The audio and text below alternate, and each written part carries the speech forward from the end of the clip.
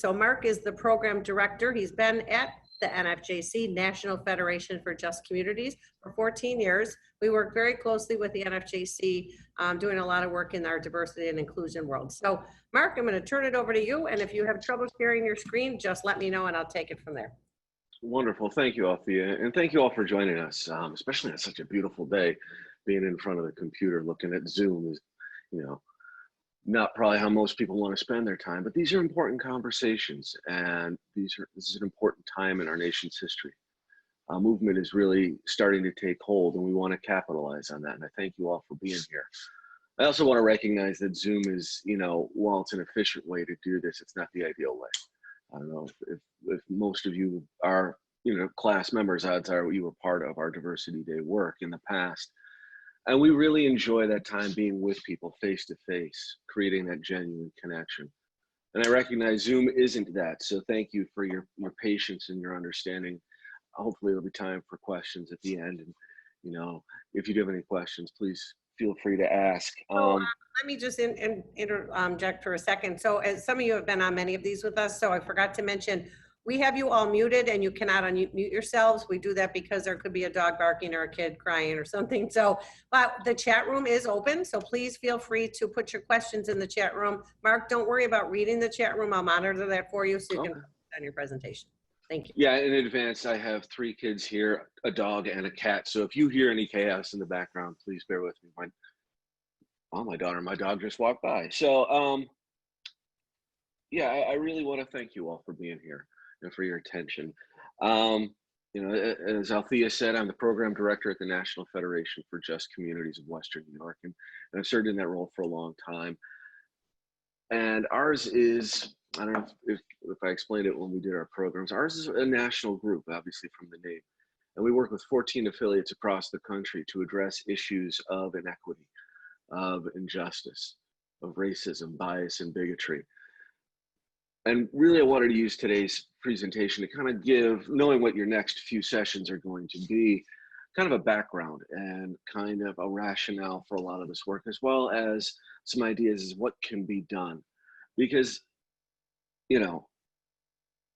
this is something that is not new.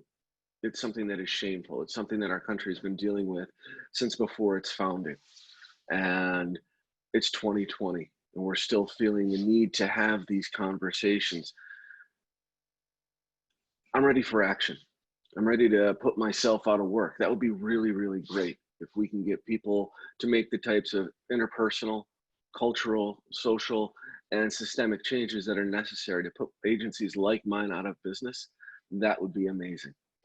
And so kind of what I want to do is recognize that my big face is nowhere near as appealing as PowerPoint.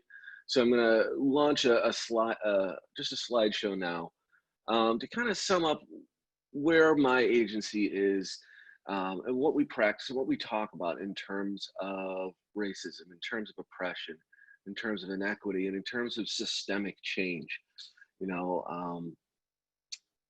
We've done a tremendous amount of work in a lot of ways in Western New York and across this country on the social, the interpersonal changes that need to occur. That's great, but that cannot be the stopping point.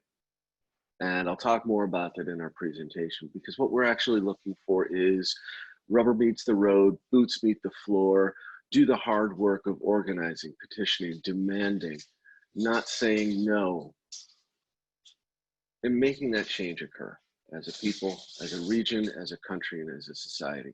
So I'm going to try to share my screen. I apologize, I'm on an iPad, so I hope this goes well. Just give me a couple seconds to launch it. So what I kind of wanted to call this was racism, inequity, and systems change. And one of the things that, in doing this work that I really struggle with is how these terms on the screen that you're seeing now are used as synonyms, but they're not. They're very important words that have their own meanings. They bear with them not just definitions, but they lead to behaviors. They lead to systems of advantage. They lead to oppression. They lead to hurt and pain and anger and suffering. And we have to, if we're going to engage in these conversations, parse through them, find out what they mean, and use them correctly so that as we're seeking to change the problems that we face, we're all speaking kind of a common language. In a lot of the work that I do, often I'm asked, why are we still talking about racism? And it's always white people that ask me that question. And sometimes it's asked good-naturedly, and sometimes it's asked dismissively. And the simple reason that we are talking about it is because it's real, it persists. Again, I said before, we have been dealing with these issues of inequity and oppression since before our country was founded. It's written into the very fabric of our nation. It is the norm. It is the waters in which we swim. And sometimes, you know, it's the expression that's the hardest thing for a fish to see is the waters in which it swims. And so some people genuinely can't see it, though some people choose to turn a blind eye. But we have to recognize that it is the norm and that it must be addressed on three key fronts, as I said before. We have to do the work as individuals to affect personal change, how I see the world, what I understand. How am I being receptive to the messages, the lives and experiences of others? How do we as a community respond to these issues? What are the practices that we have? How are we bonded together? How do we welcome people in? How do we preserve what we have? How do we sometimes exclude and deny? And we also have to work on the systemic front. You know, it's not enough for us all just to get along and to like each other. It is important that we look at the laws that govern our society, the rules, the policies, practices, and procedures that keep things functioning. It's only through really affecting change on all three of those levels that we will become a truly inclusive and equitable community. And lastly, the reason we have to keep talking about this is, and I'm known for not pulling punches, is because it makes white people feel uncomfortable. There's a lot of defense mechanisms because this is the norm and because sometimes it's hard to see. White people can bristle and they can be unreceptive, to say the least, to the experiences and to the expressions of others.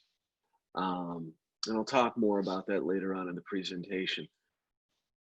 But silence is enabling, silence is colluding, silence is ensuring that these cycles in which we live of poverty, of oppression, maintain in place. So we have to talk about them, especially because people don't want to talk about them as part of a defense mechanism. So let's look at it as in terms of how it persists. Oppression is, for want of a better term, a human instinct. You can look at all sorts of studies that relates prejudice and bigotry to the discern and dismiss instinct, and I'll touch on that a little bit, but it comes in many forms. Again, this is not a surprise to anybody. You know, sexism is a form of oppression. Racism is a form of oppression. Classism is a form of oppression. Ableism, ageism, these are all forms of oppression. They're meant to consolidate power and access and opportunity for some and withhold from others. Sometimes it's related to income, sometimes it's related to opportunity, sometimes it's related to admissions, sometimes it's related to where you can live and who you can hang out with. But oppression is oppression, and it is a human instinct. It exists in every country and every society. Again, right now I'm focusing on racism as it exists as a form of oppression in America. But America is not the only country that is racist, and we have to remember that. Again, this is a human instinct.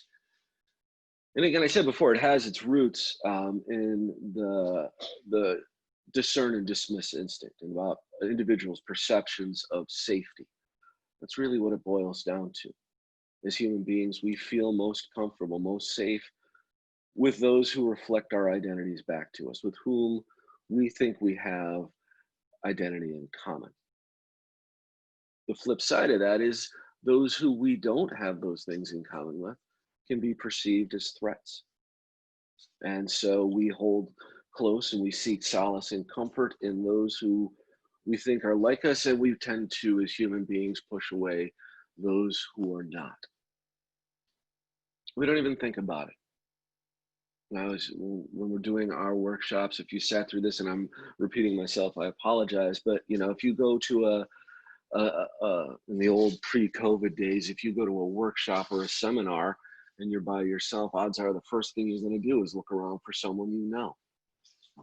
Now, odds are in the seminar, you're pretty safe physically, emotionally, but there's that need for comfort and acceptance. And at the base of that is the same instinct as discern and dismiss. We want to feel safe. We want to know if the crap hits the fan, someone, at least someone, will have our back. Which means those who we think don't have our back might indeed be the threats that face us. Oppression is about power and control, authority, the positional goods of economy, politics, and again, authority to write laws and policies and practices and procedures, to have the last word, to be able to say to someone, you can't come here, or a group, you don't belong here. This is ours, not yours. And when we start building these instincts into social practices, convention, they become the norms of our society. We tend to write these into the systems that keep our society going. Again, this is not an American thing. This is a human thing. And it's important to recognize that's what we do. We take our personal prejudices, fears, and we write them into laws, and then we develop systems to protect and serve those laws that keep power in our hands. The question becomes, okay, so what are systems? Systems are the formal operational entities and structures that keep our society functioning. Organized government, controlling who votes and who doesn't vote is a great way to oppress people. It's a great way to maintain power and authority. Education, who can learn, who is going to be taught the liberal arts thinking conceptual basis stuff, and who is going to be taught how to do more manual labor. And if you even look at the history of education in America, it was Thomas Jefferson that said the purpose of education is to lift up the few, support the rich, and pull a few qualified candidates from the dregs. That's how he, one of the founders of our nation, and that's how he viewed education, law enforcement.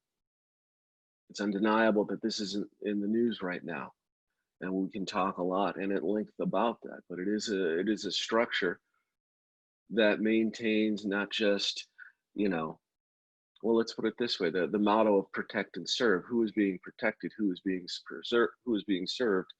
And what are they being protected from? Courts and the prison system, economics and finance, entertainment and leisure. Who controls entertainment and leisure? Sports. Sports is about, in a lot of ways in America, objectification. Now, I like football and baseball as much as anybody else, but it is about objectification.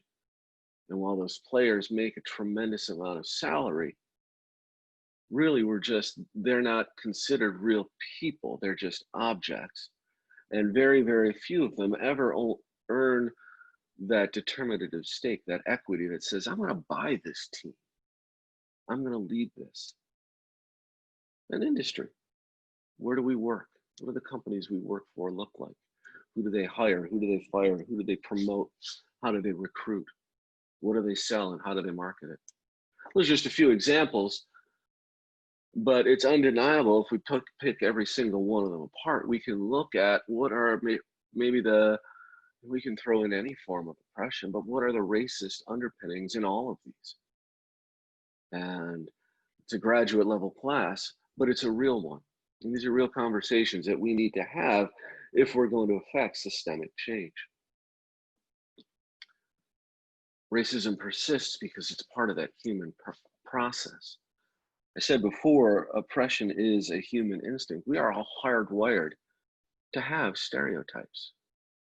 Our brains are the fastest computer, they remain so, on this planet. When we meet someone or we see a group of people that we don't know, we have to fill in the blanks about them. We have to understand them, quantify them, and put them in context. So we recall all these ideas and images that we've been taught and heard over the course of our lives, particularly related to concepts of safety and threat. And what we think of someone or a group determines how we feel about them. We're either going to be prejudiced against or prejudiced towards. If we see an individual looks dangerous, we're going to be afraid. If we see this group as threatening, we're going to be suspicious, be on guard. If we think someone looks friendly, someone might reflect back to us part of our identity, then we're going to feel safe and comfortable. And then we turn that into actions, and it's broadly listed there as discrimination. You know, discrimination comes in a lot of shapes and forms, and in some ways, it's what we do all the time. I always tell the story. If I'm repeating myself, I apologize. But if I want coffee, I'm going to Tim Hortons. I'm not going to Dunkin' Donuts. You will never see me with a cup of 7-Eleven coffee in my hand. And don't even get me started on Starbucks. If I want pizza, I live out in East Aurora, so I'm going to Leo's. If I want Chinese, there's a place in Amherst that I have driven to on more than one occasion from East Aurora to get the dumplings that I really, really like. But those are relatively, well, not just relatively, those are harmless forms of discrimination. But it is discrimination nonetheless. I chose one thing over another based on my thoughts and my feelings. What matters is when we turn that process towards human beings, towards groups of individuals, towards people of a different faith, people of a different racial, ethnic background, people of a different gender expression, people who love differently than we do. It becomes a lot more powerful when we're weaponizing people's identities. So then it becomes, again, so if we're talking about people living in three worlds, or for want of a better term, having three hats, that's the individual side. Now we've got the community side. There are community norms and standards based on where we live. Who is seen as suspicious, who gets the cops called on them, who is welcome, who waves when they drive down the street, who doesn't, those sorts of things. Practices, culture, tradition, all those things exist at the societal level. And we don't even think about it because it's our norm. It's the world that we're handed. It's what we grow up in. And then pretty soon, human beings being human, we codify those. We write laws. Teenagers can't be out after dark. If you live in East Aurora, that's something, your teenage kid has to be home by 10 o'clock, I believe. It's a little after dark, but we try to give them time to get home.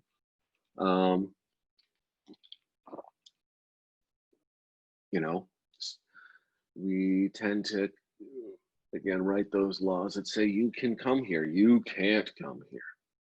Your kids can go to school here. Your kids cannot go to school here. You can work here, you can travel here, but you better get out by dark. And those things are real and they still exist.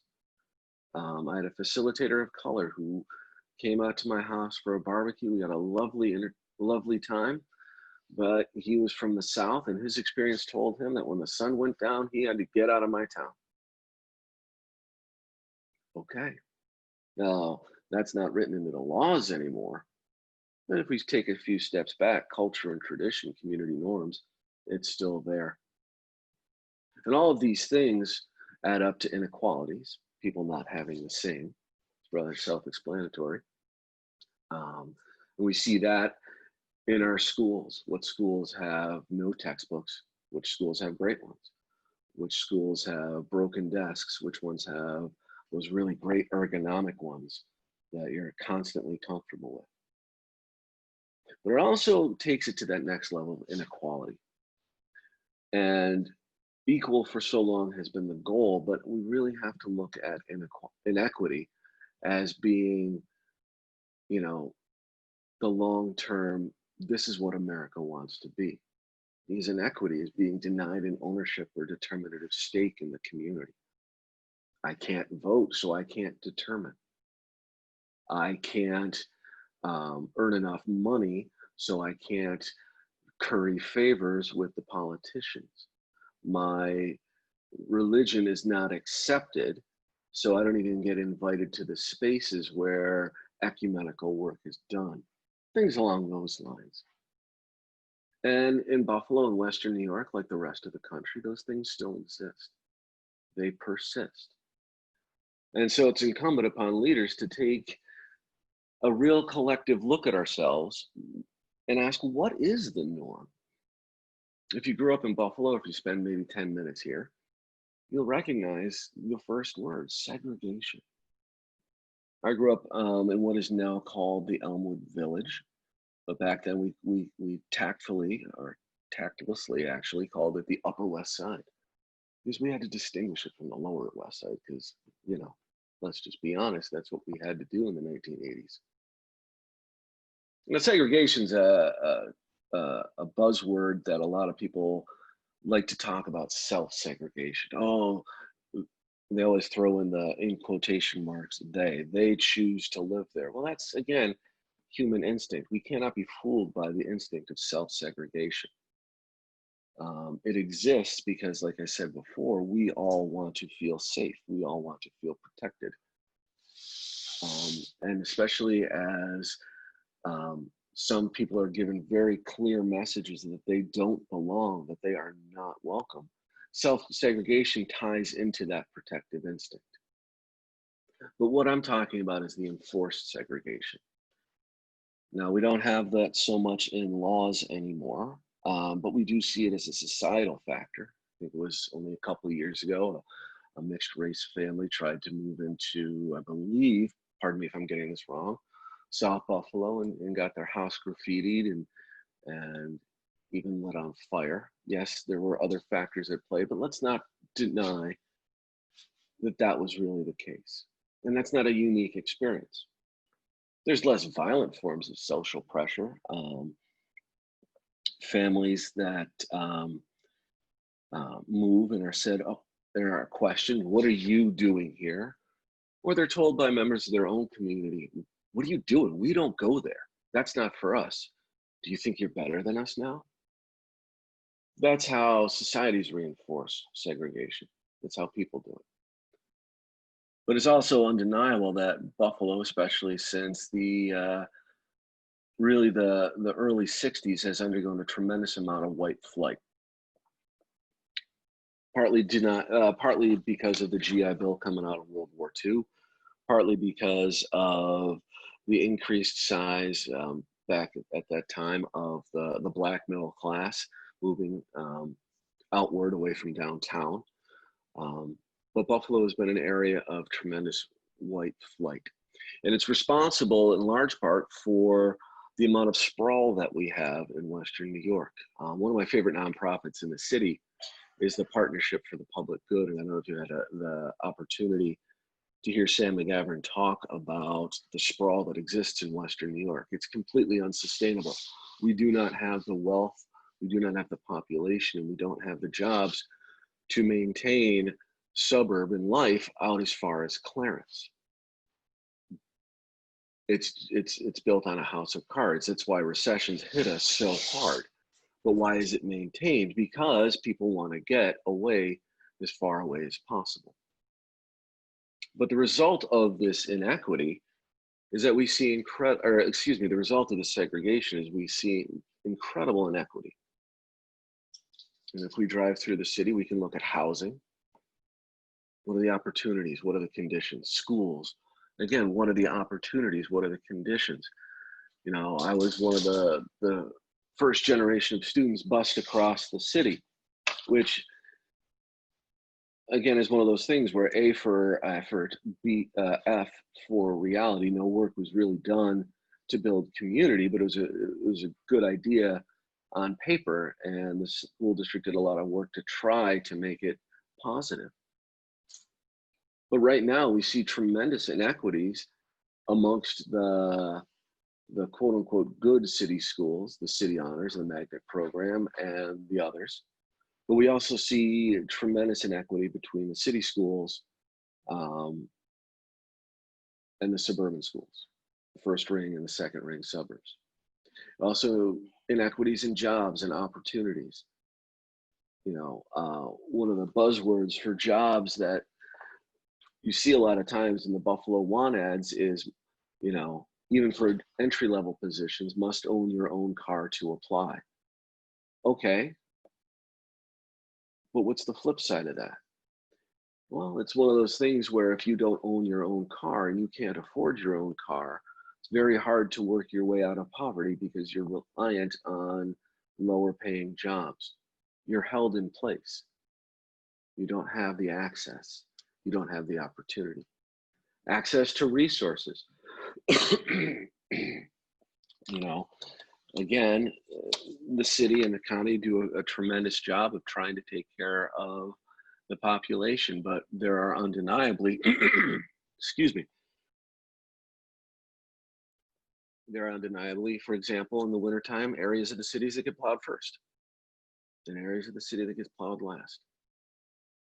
Intermittent garbage pickup, you know, and again, what areas get needed funds and what areas get gotten to when, they feel like it. So again, this is the norm. And it's the norm in Buffalo, and it's the norm across the country. It's the norm across America, because if we take even a further step back, racism is undoubtedly and undeniably a founding principle of our nation. Going back to even Bacon's Rebellion, which drew the legal distinction for the first time between blacks and whites in our country, which permanently enslaved people of African descent in America, themselves, their children in perpetuity. 47 signers of the Declaration of Independence owned slaves. It's written into our Constitution. 18 presidents, even Grant at one point, owned a slave. And 2 of the 4 on Mount Rushmore owned slaves. It was so deeply ingrained into this concept of what America was that we had to fight a civil war over it. And I know a lot of rhetoric today is about, oh, the Civil War was not about racism or not about slavery. Revisionist history is always a dangerous thing. And there is, in the Confederate Constitution, it even mentions that that is entirely why they seceded. So the result of all this is at the earliest days of our country, we were building the systems that kept it functioning based on this founding principle of racism, of slavery, of white supremacy. And the simple fact of the matter is, because those control society and how it works, and it's written into the policies, practices, and procedures, again, I say, even if we all learn to get past our individual biases and our groups, societal norms, those systems would still operate in ways that reinforce racism. And that's why we're seeing so much action on this front in 2020, at a time when most people would identify themselves in saying that they don't have racist feelings. Yet these problems undeniably still exist in America. And so to attack these and defeat them, you have to really do work on 3 fronts. Again, individual. This is where the stereotype and the prejudice exist. We all have a certain amount of power, and we can all commit individual acts of discrimination. Who are we friends with? Who do we invite in our home? Who do we hire if we're a small business owner? Who do we want our children to associate with? What teachers do we have positive relationships with? What teachers do we not? Or what students do we not? But we don't have enough power as individuals to set institutional policies, procedures, practices, structures. We cannot affect culture or laws. We don't set the norms or our values. Really, the next step is at that group level, and we have to attack that because our groups have shared stereotypes. Our communities have shared prejudice. I mean, we commit communal acts of discrimination, the one I mentioned, and others. If you've been to a Little League baseball game and you've seen a city team play a suburban team, you know what communal acts of discrimination are. You've heard it in the side comments. You've seen it in what happens at the concession stand. But again, groups on themselves don't have enough power to affect those policies, practices, and procedures. It's important to recognize that, because it's only when we look at that next level, that systemic level of societal institutions, that we see how all these things get codified. Because the systems reflect the thoughts of the times, the feelings of the times, the behaviors and actions of the time. And that's what oppresses. Those things that I was talking about before: education, finance, leisure, law enforcement, the judicial system, government. And again, those three things operate all at the same time. So it's not enough just to act on one. Oh, we're going to change the hearts and minds of individuals. That's great. That's key. It's important. We also have to take it to that group level. And then we also have to find ways to change the systemic level in order for real change to occur and to be long lasting. The last thing I wanted to talk about on this front is, why do we talk about them? That whole idea of making white people uncomfortable. We have to take a step back, because it is the norm and it is ugly. Because unless white people want to see it or actively look, we don't see it. We've been taught not to. We've not experienced racism. Perhaps we felt prejudice or individual acts of discrimination. But the systems that make our society function have always reflected and supported our identities. I'll say that again: the systems have always reflected and supported our identities. The messages we get about schools and law enforcement are much different than other communities. We've been taught to collude. We've been socially rewarded for colluding. And it kicks in as an instinct. Yeah, but what about? Let me explain. We've all heard white people try to explain what was really going on when a person of color shares their experiences. And the reason for this is because whites have been taught to see other whites as individuals, but we've been taught to see Black and brown people as whole groups. That's why you'll still hear people say that ugly expression: you're one of the good ones, as opposed to you're a good person. Whites are also prone to feeling personally attacked because of the stereotypes that exist about people of color, so many of them being about inherent criminality and tendencies towards violence. Displays of emotion are very threatening. When Black people, Latinos, Middle Eastern folk, Asians act in ways that express anger, pain, suffering, it's very threatening to white folk. It makes them want to retreat and not engage. You'll hear them say things like, "I'm not a racist, don't blame me," or "I didn't own slaves," as if that makes any difference. We have to go to places of discomfort in order to truly learn. We have to make ourselves available, because otherwise, the natural instinct in all this is that we've been taught to disengage, which is inherently part of white privilege. I know there's been a lot made of this subject as of late. People don't like to talk about it. But just to clarify again, it's not about whites getting everything handed to them. It's about having advantages based solely on racial identity. On some levels, it's about getting the benefit of the doubt by systemic forces who can talk themselves out of a ticket, for example, who can walk around a store without harassment. Sometimes it's that tiebreaker, that gut level thing. Two people are up for a promotion. Oh, I don't know, I just feel like this guy is the right person. So they'll get that tiebreaker. But it is really also about having access to power, resources, and decision making. Because at the end of the day, some people do still have the luxury of thinking and saying, "No, it's not really a problem because it doesn't affect me." Universalization is a dangerous trend, and it has its roots in white privilege in America.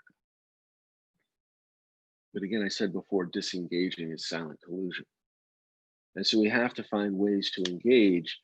We have to find ways to have difficult, awkward, uncomfortable conversations in order to affect real change at the personal level, at the cultural, social level, and at the systemic level. Because those are the three fronts where we need to attack concurrently in order to affect systemic change. If we want true equity, we have to build it. We can't, yes, it will take time, but that doesn't mean we can wait. If we wait, if we do nothing, we are colluding. We are condoning a system that actively oppresses people, that denies them opportunities, access, and sometimes tragically life. In order for systemic change to occur, it has to be done strategically. It has to be intentional. You have to say what it is you want to accomplish. It cannot be done behind closed doors. It has to be transparent. It has to be measurable. If I want change to occur and I have my goals, I have to say, this is what I'm going to do, and this is how I'm going to prove it was done, and this is how I'm going to prove that I mean what I say and that my actions were worth it. But it's that last one that's the most important. Is that change has to be continual. It has to be reinforced over and over and over. Just because we change the systems of advantage that exist today doesn't mean we won't be putting in place the ones that exist tomorrow. Think of all the issues of identity that we're talking about now that weren't even a blip on the radar 20 years ago. Think about the systems of advantage we didn't even know existed 20 years ago that we're actively now trying to tear down as well. So when we start talking about systemic change, we can't ever get to that place of comfort of resting on our laurels and patting ourselves on our back for a job well done. We actually have to keep pushing and pushing and pushing.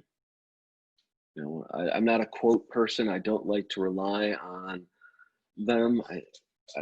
However, the one that I always come back to is none of us are freer until all of us are free. And that is words to live by and words to work towards when we're talking about systemic change. All right, so last little bit, system change. The question is, and specifically as we look at it now in terms of what's been in the news with law enforcement, do we need to reform or do we need to tear down and rebuild? There's no easy answer to this. I'm not gonna say anything other than every community has the right to decide and say how they want to be policed. So what works in Buffalo may not work in Washington, may not work in Seattle, and what works in those places may not work here. But we have to have these uncomfortable, difficult conversations. We have to ask questions that are hard to answer because these issues affect lives. And these issues affect how this country can go forward. We have to examine policies and practices and procedures to make sure that what we're putting in place really reflects the values that we hold. We have to look at organizational structures to make sure they are providing equity and opportunity, that they reflect the communities they serve. We have to look at funding models. That's one of the big things that you're hearing about today. Defund the police. You know, there's a lot of confusion as to what that means, and I'm not gonna sit here and go through every circumstance in which people are calling for that, but really what it recognizes is that we have to determine what we want to invest in. Do we want to invest in a system that reflects the best of us, or do we want to invest in a system that reflects the values and intentions of those who lived 300 years ago and would be completely lost in the world that exists today? So how do we affect change? First is doing what you're doing, communicating, listening, sharing, reaching out, hearing voices you've never heard before, even or especially if they make you uncomfortable. Sharing your own thoughts and feelings, finding your voice in this work, because it is work. This is not easy, it's not pleasant at times, but it's so critical. Leadership. I commend, agencies like Leadership Buffalo for stepping up and saying we have to do better as leaders in our city.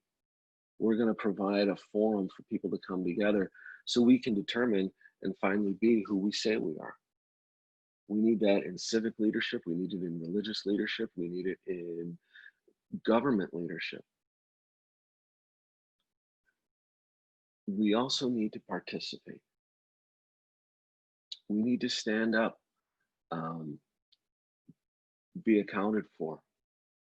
We have to demand the changes that we want to see loudly and proudly, and we have to vote. If our elected officials do not enact the policies and laws that we want them to, we have to have the commitment to the cause to vote in new ones who will, that best reflect our values, that reflect our goals and aspirations. The ones that say, no, we're not going to have systems that hold people down. We're going to have systems that lift people up, that protect everyone's rights. And that's not easy to do. We are, again, socially rewarded for going along, for not rocking the boat, for keeping the peace. So this takes constant commitment. But those are the ways that we can affect change. It's not easy. It's not fast. Change is difficult, and transition is even harder. Change is external, establishing a new norm, but transition, that's the really difficult part. That's living with it. That's the process of adjusting to a new norm. People don't like change. People don't like transition. Think of what a detour on the way to work does to your day. And that's a small thing. When our neighborhoods look different, when our grocery stores look different, when our houses of worship look different, when our schools are functioning differently, what will that be like? How will we react? Because that's where the idea of roadblocks comes in. Systems really themselves are self-perpetuating. They don't need our feelings to go along. They're going to respond to change very strongly and quickly. And pretty soon we're going to get tired. We're going to get tired of wanting to affect change. It's not worth it. We should give up. It's never going to change. Nothing's ever going to happen. Those are things that you hear people say. Another roadblock is that theory versus reality, what I was talking about with transition. I always envisioned an equitable society looking like this, but oh my gosh, it looks like this. This is what it's going to look like. That can be a real roadblock. It can be a stumbling point. And let's not forget fear. If systems are about consolidating and maintaining power, there are those who will take the empowering of one group as a loss of their personal or their group's power. We've heard that, we've seen that. And it's not just the fear of what I'm losing now, and I don't mean myself, but what is that group afraid it's losing now, and what is it afraid it's going to lose next? If white supremacy is the norm, and I don't mean to quibble about that, but it is the norm, it leads people to think and wonder what will change next. That's why communication is so key. Helping people understand what is the real point of all this. The real point is not to take power away, it's to make sure we all have an equitable share in it. That this place belongs as much to me as it does to you. And really work with people in those places of emotional, intellectual discomfort to help them understand that we're not building something that's going to tear everybody down. We're trying to build something that lifts everybody up. Big question, last slide. Is it possible? Yes, but it's difficult on every single one of those fronts. It will take time. That's not an excuse to do nothing. That's a reason to start working now, because it is achievable. Question that we hear so often in our work is, what can I do? I'm just an individual. It's just one of me. We get involved. You do what Althea has done with Leadership Buffalo. You do with what the Partnership for the Public Good has done with their programs. You get involved, and like, I have to put in a shameless plug for the NFJC. There's our website. Get involved. Do exactly what you're doing, but do it more. Bring others with you. Listen, advocate, accept the stories of others. Don't, yeah, but don't, oh, let me tell you what was really going on. Accept. Reach out and organize. Bring others with you. Share your voice. And most importantly, vote. At most, 50% of Americans will vote in the fall. That means at most, a quarter, 26% of America will determine who the next president of this country is. We have to do everything we can do to create the society we want to have. If we want equity, if we want inclusion, if we want to reflect the beautiful diversity of this country in the systems that are designed to help support it, we have to use every single one of our voices, and the most important one is voting. So anyway, thank you. That was really my speech on these issues. Obviously, I'm both personally and professionally passionate about them. And if you have any questions or comments, I'd really appreciate it. Questions in the chat room right now, but I want to ask a couple questions. So sure. You were talking, well, first of all, I just want to make a comment. You were talking about change earlier and how people don't like change, and that's what it's going to take. And it's amazing to me how fast we pivoted with COVID, and I'll learn how to work at home and get all these equipments and do things differently. And this has been happening for such a long time. It's like, we can put people in outer space. We need to change this. We can cure cancers. There's got to be a time when we finally just don't say no to this anymore, and we don't say, well, we tried, and walk away. It's got to continue. But do you think, a couple of things, do you think social media is helping this this cause, or hurting it, or a little of each? Well, I think social media is the best thing that's ever happened and the worst thing that's ever happened to humanity. I don't think anything is inherently good. I think people who use it, if you give people a vehicle to express their thoughts and feelings, they will express them. Sometimes those feelings thoughts are inherently positive, and sometimes they're inherently negative. I try to avoid most forms of social media, though I admit to being an avid consumer of Twitter. I'm on there quite a bit, as it allows me to see what's happening right now. But like anybody, I would say I have participated in my fair share of pointless Twitter debates.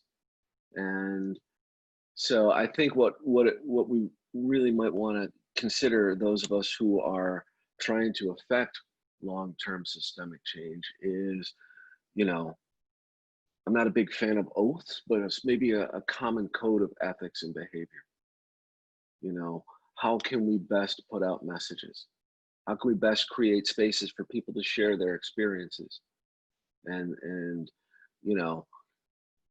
diversity, equity, and inclusion work is sometimes about pain and anger. And how can we provide special places that recognize that and allow for it to be protected and safe? Thank you. Oh, I think you're remuted. I'm unmuted. Another question I'd like to ask is, do you think that Buffalo as a city is more segregated and divisive than others? I don't know if with work around the country with colleagues that do what you do. Well, I mean, yes, it is. Historically, it's been one of the most segregated cities in the nation, and remains in the top 10.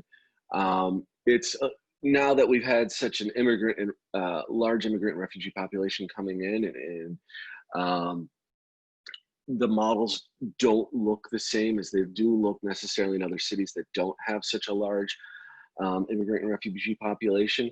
But we still do a great job, and I'm speaking facetiously, of containing groups of population and keeping them to their own. And again, that's who we've been since our founding.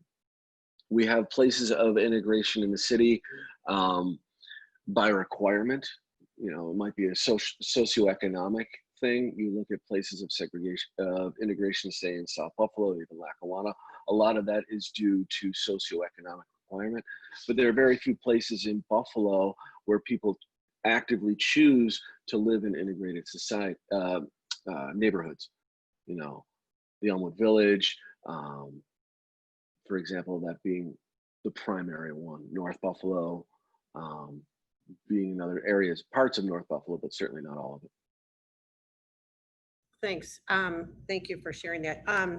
I know it's something we've got to do better at. So 2 questions from the audience. I'm going to ask them both at the same time because this is about your resources that you offer at NFJC. Do you have Sure. any programs or resources to help parents of white children to raise them as actively anti-racist? And the second question is, do you have can you recommend, or do you folks have good assessment tools for companies to be able to review and understand how well or unwell or not well they're doing with diversity overall? Absolutely. Well, that's interesting you mentioned the parenting programs. We have programs for youth that help them understand what are the societal forces at play, how do they impact us all, and how can we do better? And those are youth empowerment and leadership programs. I think that's the next area that we're wanting to look at is, you know, those programs for not just awareness, not just getting over our internal, even our neighborhood-based stuff, but how do we be anti-racist? How do we make sure that we're constantly looking for those either micro instances of oppression or macro instances of oppression? We don't have anything yet, but I would strongly recommend checking out our website in the fall. We do some work with the Community Foundation with our racial healing circles, and those are great, but they don't there's not necessarily a component that looks at, this is what I talk to my kids about. And I think that's certainly an area that we can do better at. In terms of, I just lost my train of thought. I cannot stand that. I apologize. What was the second thing? About companies. Yes, assessment tools. We do have an assessment tool that we would love to be able to work with companies on using. I think it's really important because so many policies, practices, and procedures, again, created with the best of intentions. Thank you. They don't serve the values. So please let us know.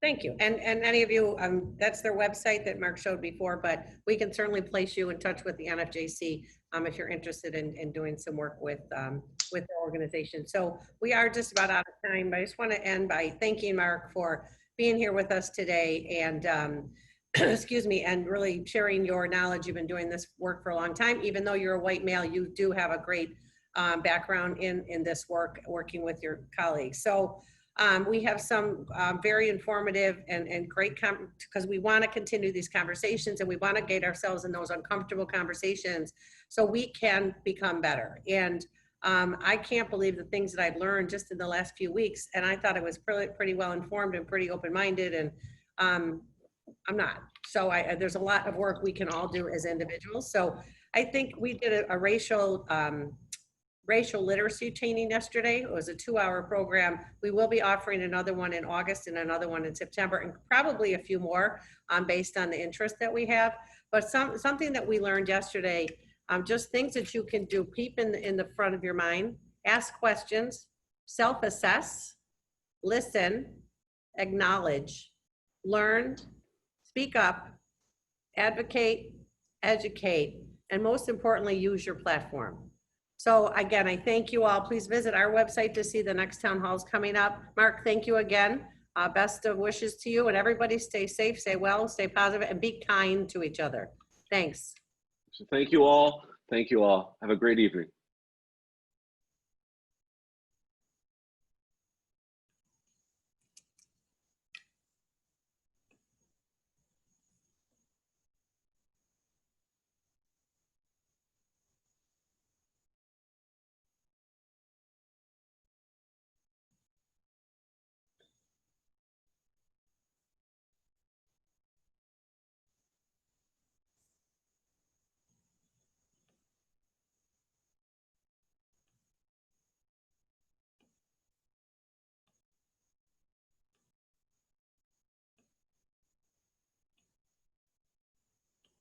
I removed them, so hi. Jenny could show your face now. Hello? Oh, hello? Can you hear me? Can you guys hear me? Can you hear me? Oh, I have to unmute you, I think. Hold on. I can hear you, but Okay, Jenna doesn't say anything. I gotta unmute everybody. Jenna, are you in there? I unmuted her, but she's sure showing as mute. Hmm. Well, she might have had a unmute. I don't know why.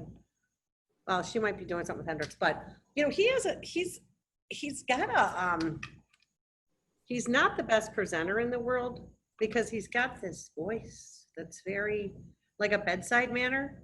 Yeah. And sometimes he doesn't, because you're just kind of like droning. You know what I mean? He's got, you know what I'm saying? Like sometimes I find myself, oh, where were we again? Because he talks a lot. And even though the content was good, it was like one of the first times we didn't have a lot of questions.